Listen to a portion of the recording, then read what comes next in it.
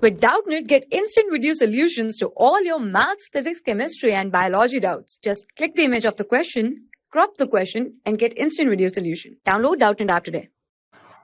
Hello friends, our question is which of the following are correct for rolling friction. So we have to identify which of the following statements are correct for rolling friction.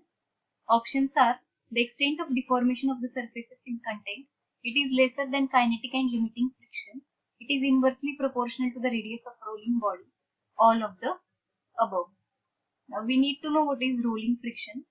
So rolling friction occurs when a body rolls over the surface of another body, or it rolls over the surface.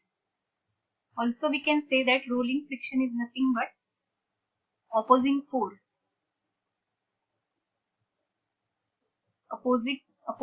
that arises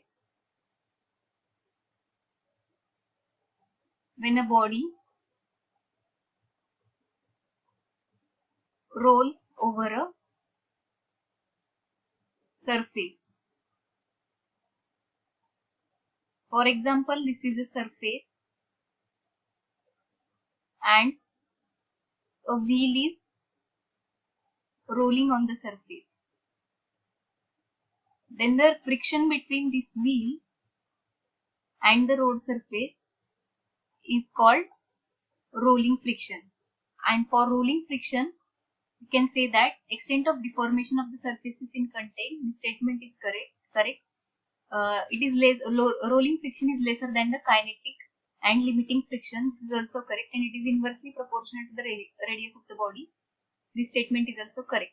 That means our answer is option 4, all the above. Thank you. For class 6 to 12, IIT JEE and NEET level.